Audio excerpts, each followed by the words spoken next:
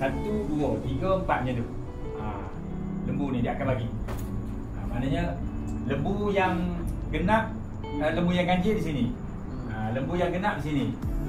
Biasa macam tu lah. Dia akan macam tu.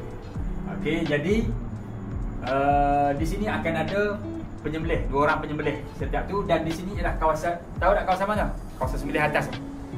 Ya, kawasan sembelih bahagian atas tu. Jadi di sini ni kawasan letak lembu yang sudah disembelih ni, maknanya bila mana lembu sudah disembelih, okey, tunggu mati, kemudian kita akan tarik di kawasan ini. Kita akan tarik di sini. Kita tak akan biarkan di sini. Kita akan terus tarik ke sini. Kalau kita lapar di sini, dia akan sangkut habis. Lembu tak boleh jalan. Jadi kita akan ada tikar getah kan? Dah ada. Tikar getah tu kita akan tarik terus semaksimum mungkin, sejauh mungkin. Okey, cuma pastikan mati dululah. Okey. Water jet ada? Water jet ada. 2 tu. Kita akan tambah pam air. Kita akan ada water jet, insya-Allah. Kemudian bila mana dah dilapar, dibuang perut akan dibawa di bahagian tempat cuci perut. Okey, ni perhatian bahagian pengangkutan. Okey, pengangkutan dia akan terlibat selepas daripada lapar ni. Okey, dia akan bawa orang dia. Okey, standby. Katakanlah kita ada 10 orang. Okey, standby untuk angkat perut, hantar ke tempat cuci perut. Okey. Biasanya bila sampai ke tempat cuci perut tu, mungkin perut tu masih berada di atas kereta sorong tu. Okey, jadi kena standby lah. Agak-agak kereta sorong tu. Mungkin di kemah-kemah pun dia akan sangkut benda tu. Lagi nak angkat lagi pindah sebab apa? Sebab ada lagi di bawah dan sebagainya. Jadi standby lah tempat yang macam mana ya. Okey.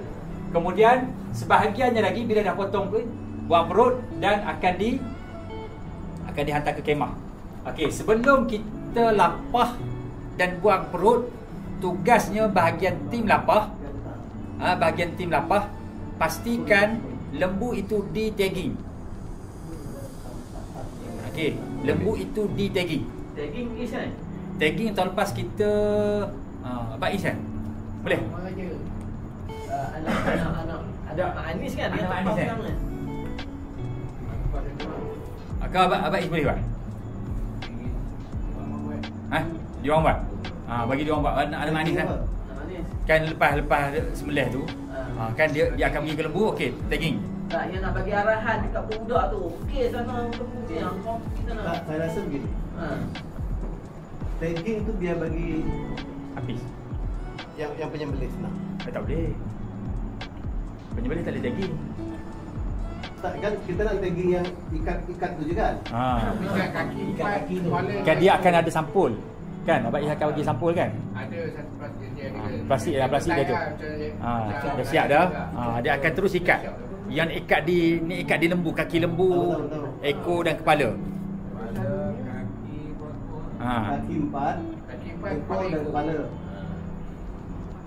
Dia 6. Kalau tahun lepas Anak Mak Anis. Anak Mak Anis yang buat. Adam yang buat. Dia seorang.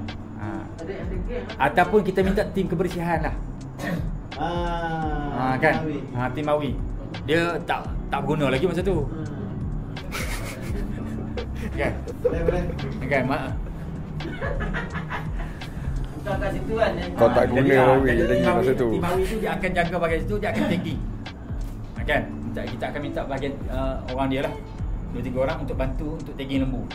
Jadi pastikan sebelum angkut, yang nak angkut tu sudah di tagging, kecuali perut. Perut tak boleh tagging lah. Kan? Kepala, ekor, 4 kaki. Pastikan cukup kaki 4